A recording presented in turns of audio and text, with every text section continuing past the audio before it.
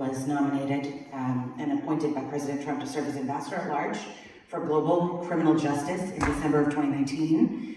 He was serving as, prior to that, as the youngest full professor of law at Northern Illinois University College, where his areas of expertise included international criminal law, international human rights law, constitutional law.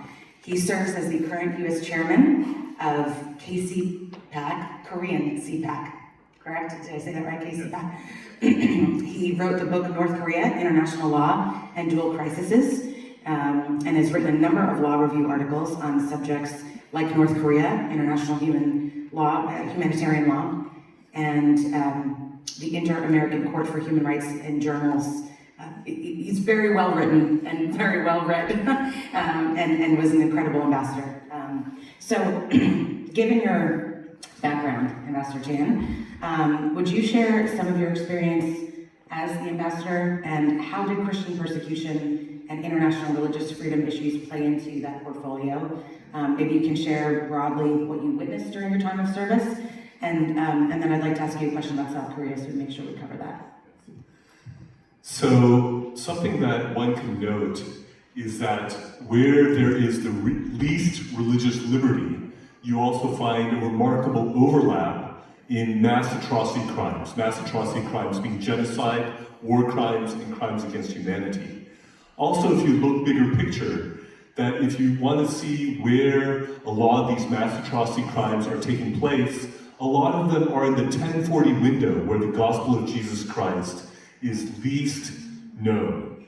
And so these are important things to look at, often ignored, but very important to note. And so I did work on places like Nigeria and Armenia, who we have someone who will be speaking about Armenia here. And the last thing that I worked on that got across the finish line, the last full day of the first Trump administration, was the mass atrocity determinations for genocide and crimes against humanity against the Chinese Communist Party.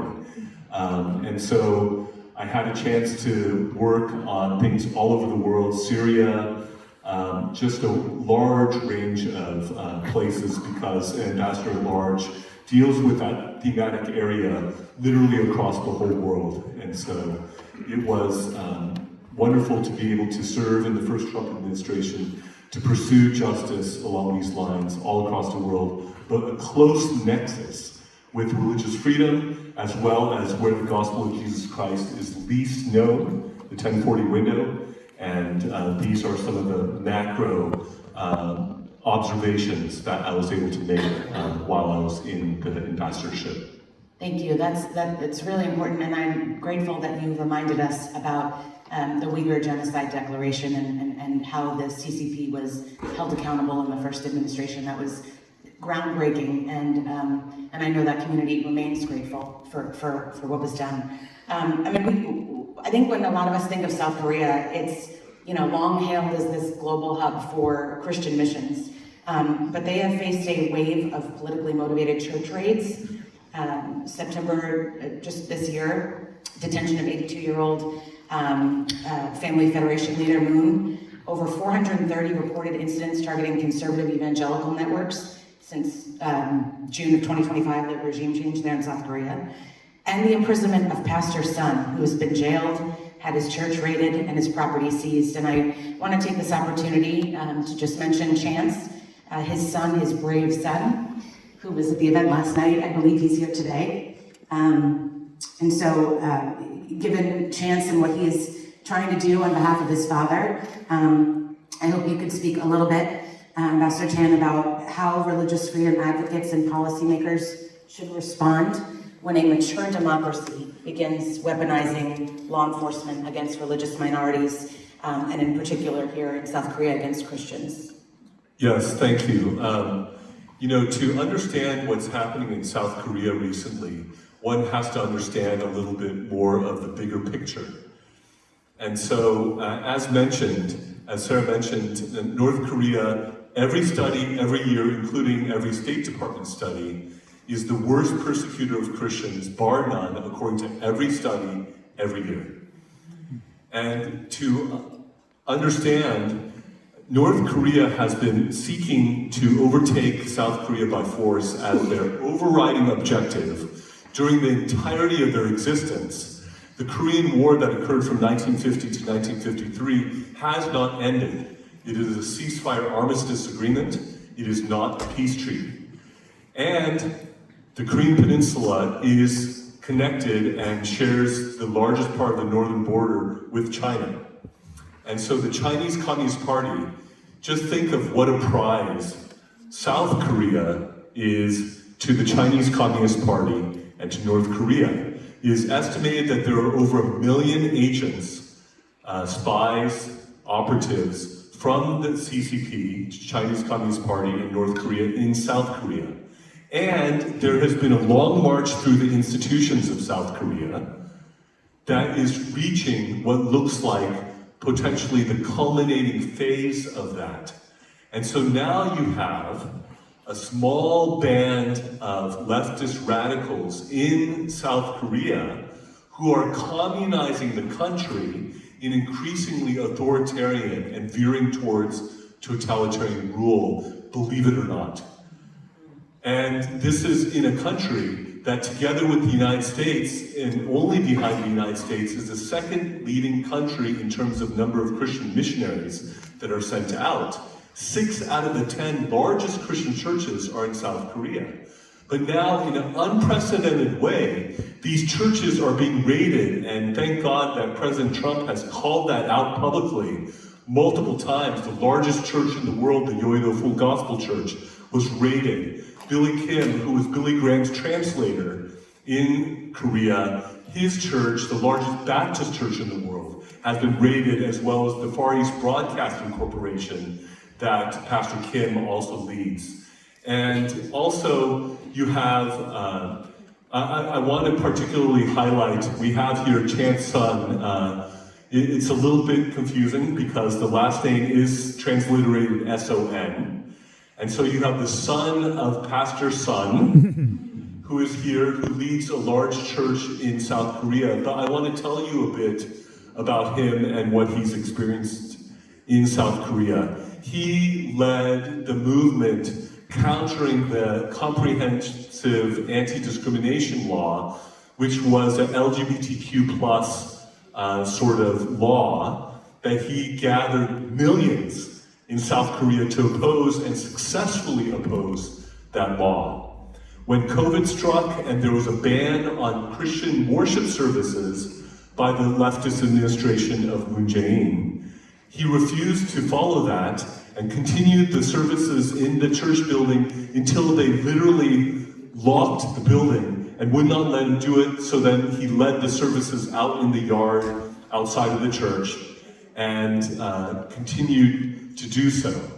And when there was, as President Trump has rightfully called out, a revolution and purge going on in South Korea, where you had a coup d'etat under a thinly veiled color of law against President Yoon, and he was leading, Pastor Sun was leading the Save Korea movement in South Korea.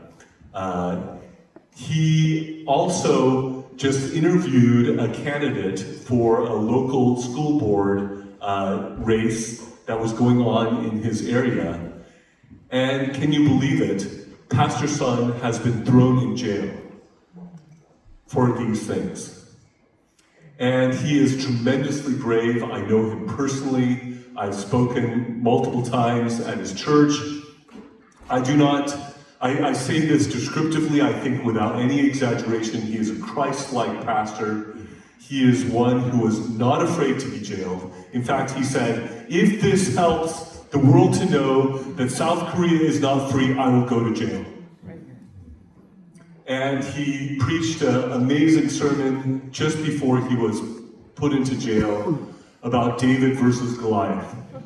Because here is a David who is standing up to the rising Goliath in South Korea, of this authoritarian, leftist, communistic sort of regime that has come to power, that dominates every branch of government, the executive, legislative, and judicial branches, and is collapsing them into uniparty rule, that is dominating things like the unions and the educational system. There are actually remarkable parallels with some of the things we've experienced here in the United States.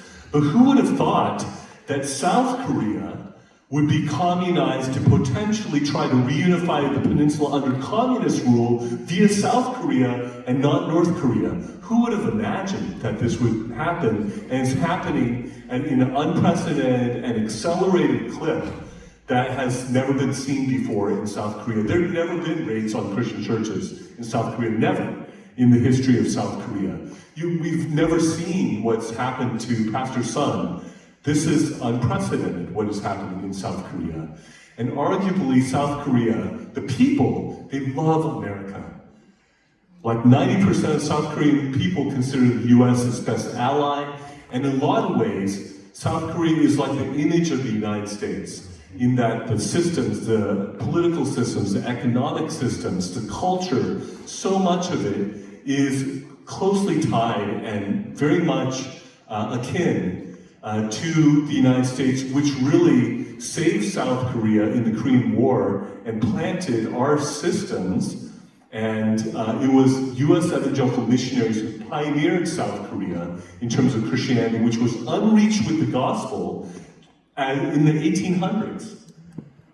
And in Pyongyang, North Korea, which was the center of Christianity in all of Asia, it was called the Jerusalem of the East, is now the center of the most despotic regime on planet Earth, the worst persecutor of Christians, bar none in the world.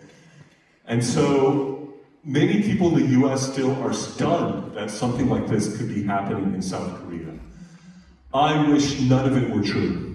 I wish the things I've been speaking out were all false. If somebody were to tell me, no, it's just a bad dream, wake up, it's not true, I would be delighted if that were the case. But as I'm watching this closely and as I'm speaking this out, persecution in South Korea of Christian churches and pastors is happening to an unprecedented extent, believe it or not, in South Korea. Thank you, Pastor Chan. I want to apologize. I'm doing a poor job of being a moderator and keeping us on time, but this is so important for us to hear. And again, I want us to be an encouragement to Chance, who's here. Please pray for him. Pray for his father. If you see him today, say hello, give him a hug, and encourage him. We also today have Rich Gazal. Did I pronounce that properly? Okay.